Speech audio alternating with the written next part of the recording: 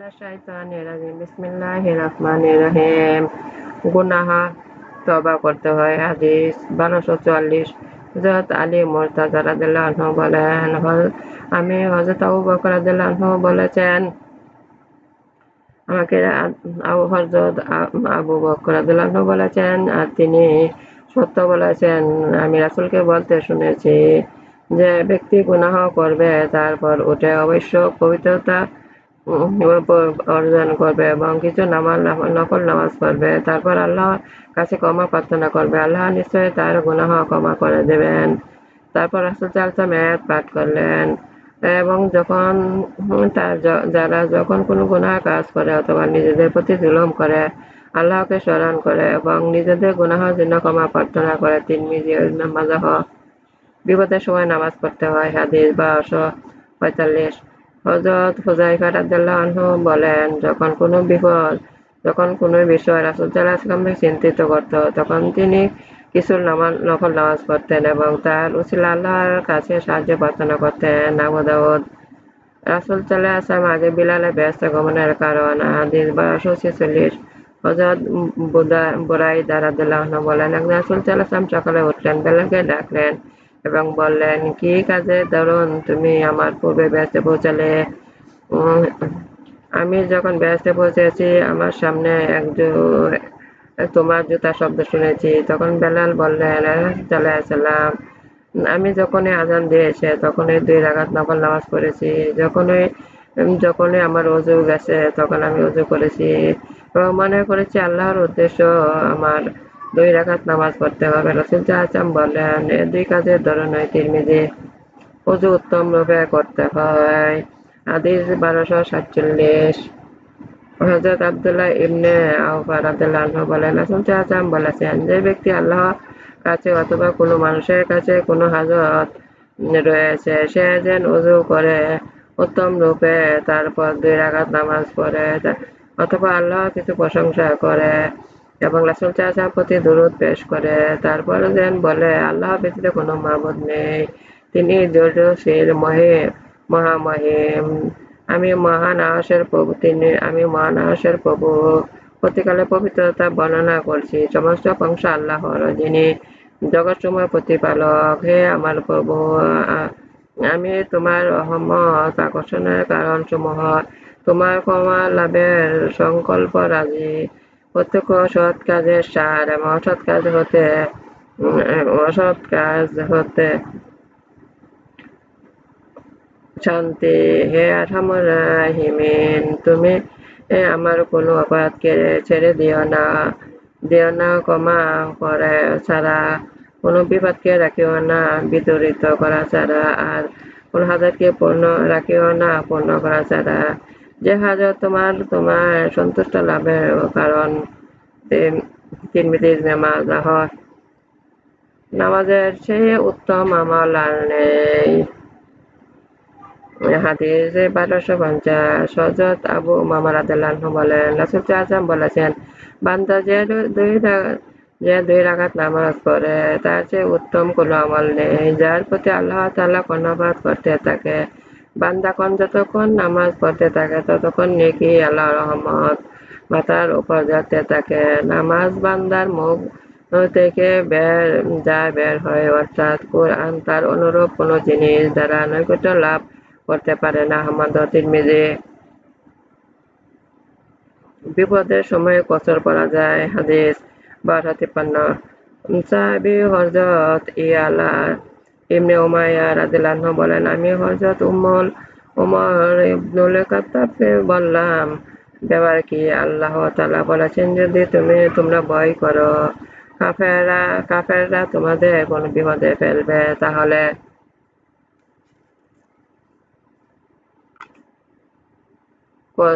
তোমরা কসর পড়তে পারো। এখন তো মানুষ অর্থাৎ মুসলমানরা নিরাপদ সম্পূর্ণ, তথাপি আমরা কসর পরে তাকে পড়ি কেন? ওমর রাদিয়াল্লাহু আনহু বলেন, আপনি যেরূপ আশ্চর্য বোধ করেছেন আমি আপনার দেয়া সবুজ করতাম। একদা আমি রাসূল সাল্লাল্লাহু আলাইহি ওয়াসাল্লামকে এটা জিজ্ঞেস করলাম, তিনি উত্তরে বলেন, এটা একটা দান আল্লাহ তোমাদের প্রতি দান করেছেন, সুতরাং তোমরা তার দান গ্রহণ করবে। মুসলিম। কেয়ামতে নফল নামাজ যুক্ত হবে। হাদিস 1249।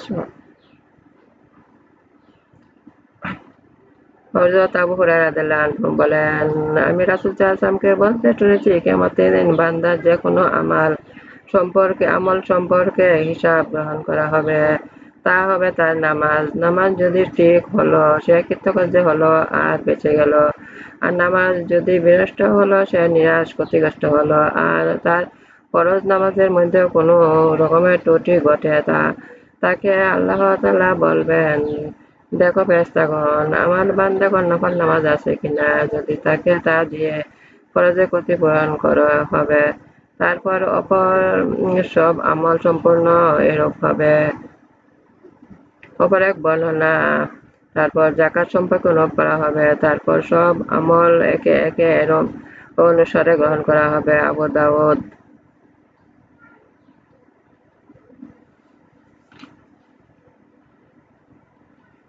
সফরে নামাজ কসর করতে হয়। হাদিস 1254।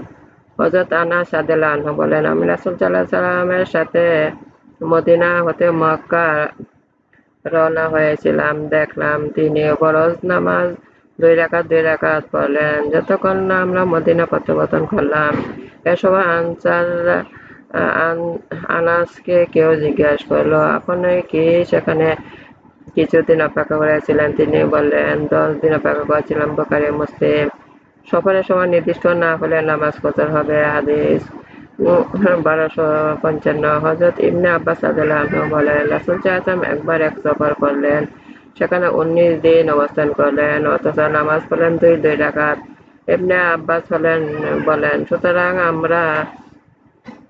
আমাদের এখন মদিনা ও মক্কার পথে পরিমাণ 19 দিন সময় 2 রাকাত নামাজ পড়ে থাকি। অবশ্য যখন এটা হতে অধিক অবস্থান করি তখন তার 4 রাকাত পড়ি।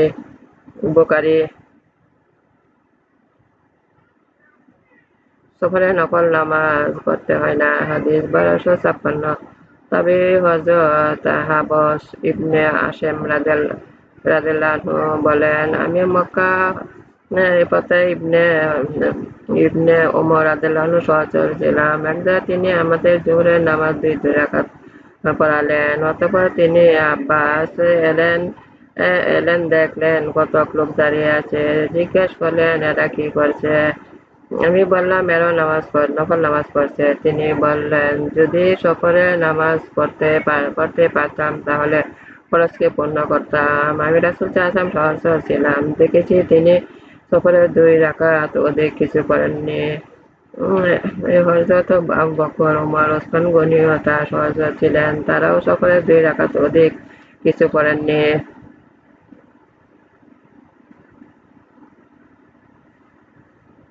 সফরে জোহর ও আসর একত্রে পড়তে হয়। হাদিস 1257।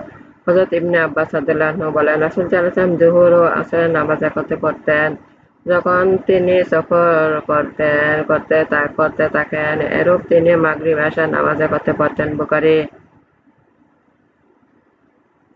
রাসূল সাল্লাল্লাহু আলাইহি ওয়াসাল্লাম কসর করেছেন, আবার পূর্ণও করেছেন। হাদিস 1259। হযরত আয়েশা রাদিয়াল্লাহু আনহা বলেন, রাসূল সাল্লাল্লাহু আলাইহি ওয়াসাল্লাম এরকম সকল রকম করেছেন, কসরও করেছেন, পূর্ণও করেছেন, সরহ সুন্নাহ।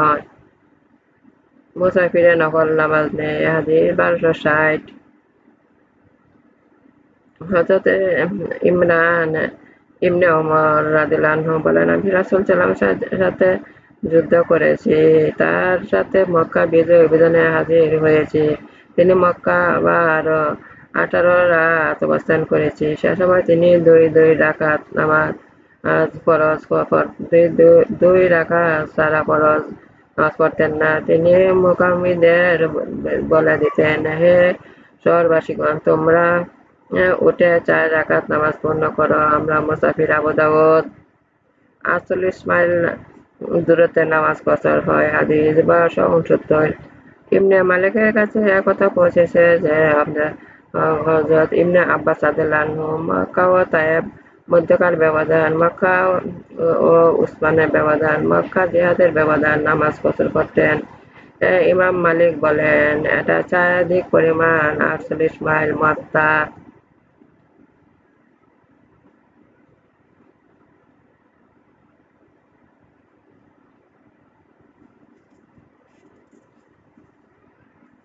আমার নামাজ আমার উপাসনা, আমার জীবন, আমার মন সব আল্লাহর আমি আল্লাহর কাছে আত্মসমর্পণ করেছি।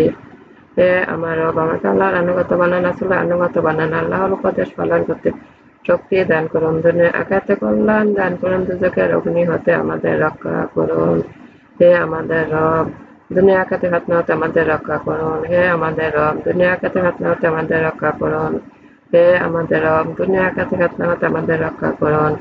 হে আমাদের রব, আপনার কাছে আশ্রয় চাইতেছি যে কবর দোজখের অগ্নি হতে, কবর আযাব হতে, জীবন মরণের পরীক্ষা হতে, কালাগাজিল ফিতনা হতে আমাদের রক্ষা করুন।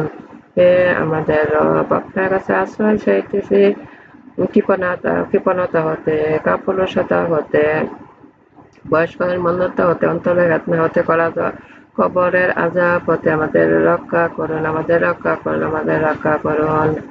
আল্লাহ আমার অভিভাবক, আল্লাহ আমার অভিভাবক, আল্লাহ আমার অভিভাবক, আল্লাহ আমার অবলম্বন, আল্লাহ আমার অবলম্বন, আল্লাহ আমার অবলম্বন। আমার ভিডিওগুলো আপনি একটু বেশি করে শেয়ার করুন, বেশি করে সাবস্ক্রাইব করুন। গুরুত্বপূর্ণ ভিডিওগুলো আপনি একটু বেশি করে দেখুন। এখানে গুরুত্বপূর্ণ কথাগুলো রয়েছে, রাসূলুল্লাহ সাল্লাল্লাহু আলাইহি ওয়াসাল্লামের হাদিস। আমার ভিডিওগুলো আপনি বেশি করে সাবস্ক্রাইব করুন, বেশি করে শেয়ার করুন।